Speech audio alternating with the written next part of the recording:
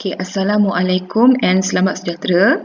Okay, here I would like to discuss with you about MFRS121, foreign currency transactions.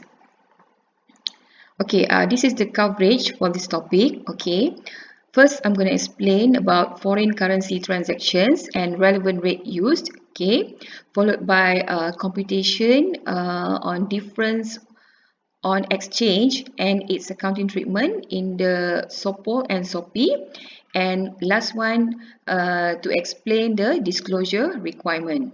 Okay, for your information, foreign exchange transaction will be included as one of the adjustment in the published financial statements topic.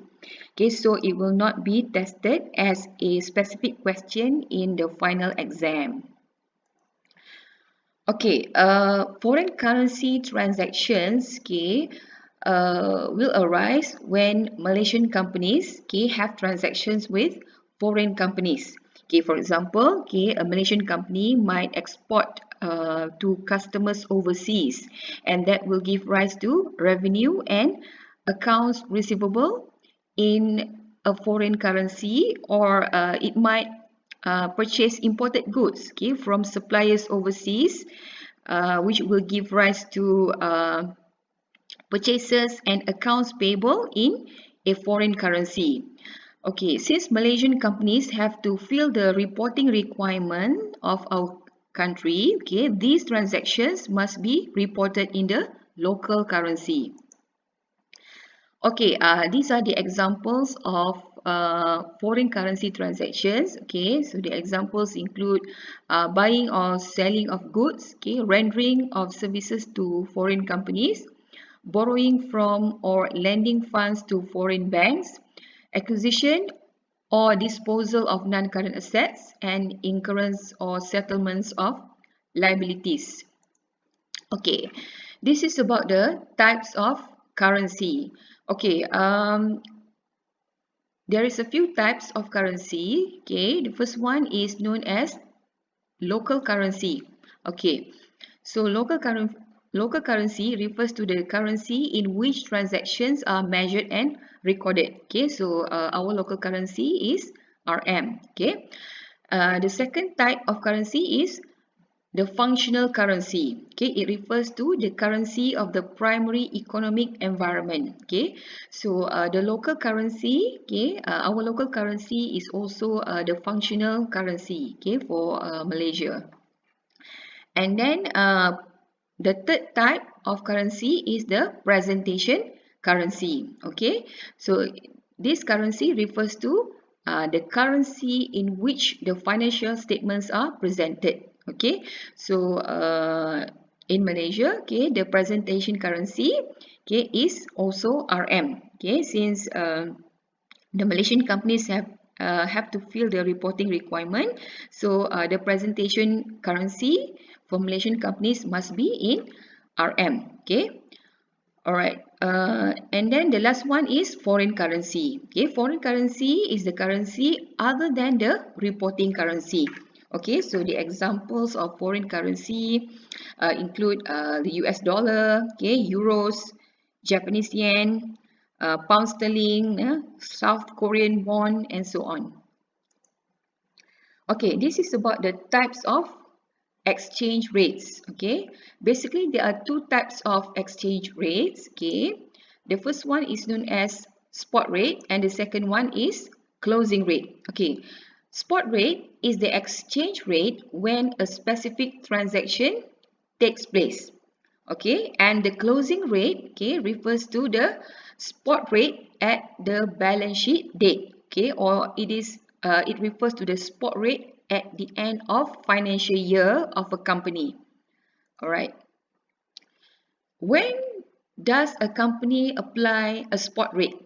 Okay, so a spot rate is applied upon entering into a transaction and when settlement is made. Okay, so let's have a look at this example, on the application of spot rate. Okay, on 1st June 2018, Stardust Berhad, sold some goods to an Australian customer. So a Malaysian company sold goods to an Australian customer. Okay, the sales were amounted to Australian dollar 90,000. Okay, so the sales were made in foreign currency, the Aussie dollar, okay, 90,000, and the exchange rate on that particular date is RM 3.2 to 1 Aussie dollar. Okay, so this is the spot rate. Okay, the spot rate on 1st June 2018. All right.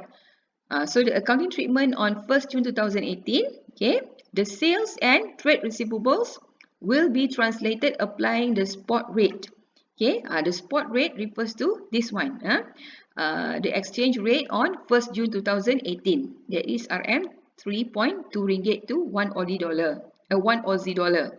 And the transaction will be recorded at RM 288,000, that is Australian dollar 90,000 times the spot rate RM 3 ringgit and 20 cents. Okay, so the transaction will be recorded, okay, in RM, amounted to RM 288,000. So the journal entries for this transaction, okay, debit trade receivables 288,000 ringgit. Okay, this one must be in RM. Okay, and credit Sopol sales RM 288 ringgit. Okay, so this is the example of application of spot rate. Okay, all right, now let's have a look at the application of closing rate. Okay, when does a company apply a closing rate? Okay, so a closing rate is applied, okay, when retranslating or remeasuring monetary items. Okay, what are the monetary items? Okay, monetary items refer to trade receivables, trade payables, okay, loan receivable or loan payable. Okay, so all these monetary items have to be retranslated or remeasured at the end of financial year of a company. Okay, so the rate applied, okay, in retranslating these items, okay, is known as the closing rate. Okay. Alright, so any differences arising when remeasuring or retranslating the monetary items, okay, are reported in SOPO as a gain or a loss on foreign exchange for the period. Okay, and non-monetary items shall not be retranslated, but shall be carried in terms of historical cost. Okay, so only monetary items will be retranslated or remeasured at the end of financial year. All right, so when we retranslate, okay, the monetary items, okay, using the closing rate, it might give rise to what we call as a gain or a loss on foreign exchange. Okay, so let's have a look at this example on the application of closing rates. Okay, this is example 1. Okay, let's read this example together. Okay, the accounts payable of Master Berhad at the end of financial year 31 December 2018 included raw material worth Aussie dollar 50,000 bought from a supplier in Australia on 30th November 2018. The spot rate on that date was RM 2.8 ringgit to 1 Aussie dollar. Okay, the closing rate on 31st December 2018 was RM 3.1 to 1 Aussie dollar. Okay, so on 30th November 2018, okay, the purchases and accounts payable will be translated applying the spot rate. Okay, the spot rate on that particular date, 30th November, was RM 2.8 to 1 Aussie dollar. Okay, so the transactions will be recorded at RM 140,000. Okay, that is 50,000 Aussie dollar times the spot rate RM 2.8. Okay, so the amount in RM is RM 140,000. Okay, the amount is in RM 140,000. This will be recorded in the financial statements of Master Berhad. Okay, and on 30th December 2018, okay, only the accounts payable, okay, will be retranslated applying the closing rate and recorded at RM 155,000. So how do we get this 155,000? Okay, 50,000 Aussie dollar times the closing rate, okay, RM 3.1, okay, to 1 Aussie dollar, okay. So we use the closing rate to retranslate the account payable at the end of financial year. So the amount that should be reported is 155,000. Okay, and this will result in a loss on exchange of 15,000. Okay, so there is a loss on exchange. Okay, amounted to 15,000. So how do we get this 15,000? Okay, we take the larger amount. Okay, the larger amount is on 31st December 2018. Okay, the amount is 155,000. Okay, this one should be 155,000 minus the lower amount. That is the amount recorded on 30th November 2018. Okay, so 155,000 minus 140,000. So the difference is 15,000. Okay, this is recognized as a loss on exchange. Okay, and it will be charged to the SOPOL. Okay, so why do we get a loss on exchange here? Okay, why do we get a loss? Because there is an increase in the amount of accounts payable. Okay, the increase is from 140,000. Okay, this is the amount recorded on 30th November. Okay, it has increased to 155,000 at the end of financial year. Okay, so the liability has increased. Okay, when the liability has increased, it can be considered as a loss. Okay, a loss on exchange. So this will be charged in the SOPOL. Okay. Okay, this is the journal entries for the transaction just now. Okay, so as we recognize a loss on foreign exchange, we have to debit SOPOL, okay, 15,000 and credit accounts payable 15,000. Okay, credit accounts payable here means we have to add, okay, or to increase accounts payable by 15,000. All right. This is another example of the application of closing rate. Okay, so let's read the example together. Okay, Andromeda Berhad acquired a long-term foreign loan, okay, of MZ 500,000 on 1st August 2019. Okay, the spot rate on that date was RM 3.5 to MZ 1. Okay, the closing rate on 31st December 2019 was RM 3.2 to MZ 1. Okay, so how do we record the transaction on 1st August 2019? Okay, so the long-term foreign loan will be translated applying the spot rate. Okay, the spot rate on 1st August was RM 3.5, okay, to MZ1. Okay, so the loan will be recorded at RM 1,750,000. That is okay, 500,000 MZ, okay, times the spot rate, okay, on 1st August, RM 3.5, okay, so the amount of loan that should be recorded on 1st August 2019 is RM 1.75 million, okay, okay.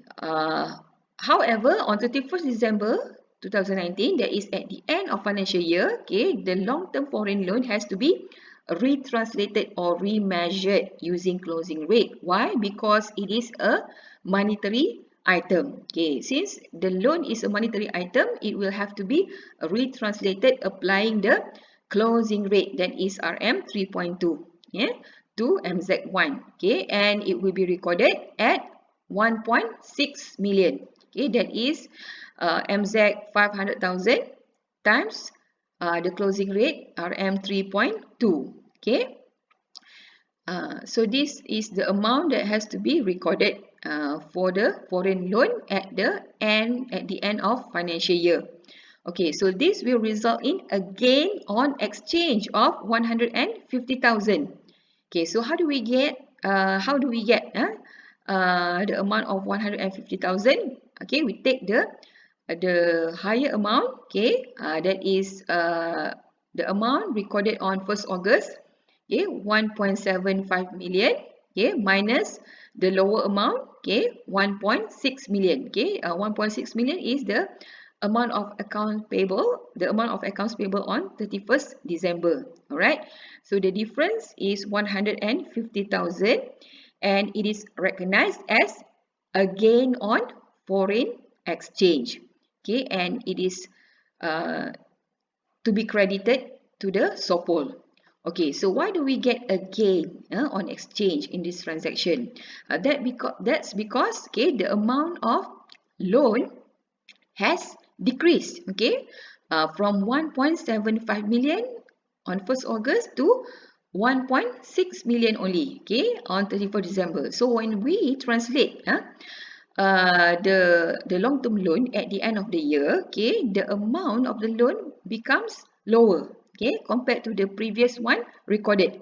And since the amount of liability has decreased, okay, so it can be considered as a loss.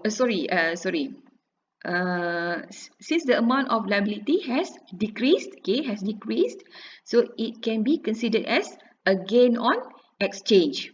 All right, okay. So how do we record the gain on foreign exchange? Okay, in the journal entry, so we have to debit the long-term foreign loan 150,000. Okay, so debit means we have to decrease, or we have to reduce, okay, the amount of foreign loan by 150,000. Okay, and we have to credit SOPOL, okay, gain on foreign exchange RM 150,000. Okay, and then this is the extract of SOPOL, okay, for the year ended 31st December 2019. Okay, so the gain on foreign exchange, okay, will be included, okay, as other income in the SOPOL, okay, amounted to 150,000. And in the extract or in the statement of financial position in the SOPI as at 31st December 2019, okay, this is the extract of SOPI. Okay, the long-term foreign loan, okay, will have to be adjusted. Okay, so this is the amount that was previously recorded, okay, and then we have to deduct with 150,000. Okay, so the amount of foreign loan on 31st December 2019 should be 1.6 million. Okay, the long-term foreign loan should be disclosed in the SOPI at its retranslated amount. Okay, retranslated amount, that is 1.6 million. Okay, all right, so this is how do we prepare journal entries as well as to disclose the information about gain on foreign exchange and the adjustment that has to be made in the SOPI, right? Okay, that's the end for this topic. Okay, thank you very much. Assalamualaikum and selamat sejahtera.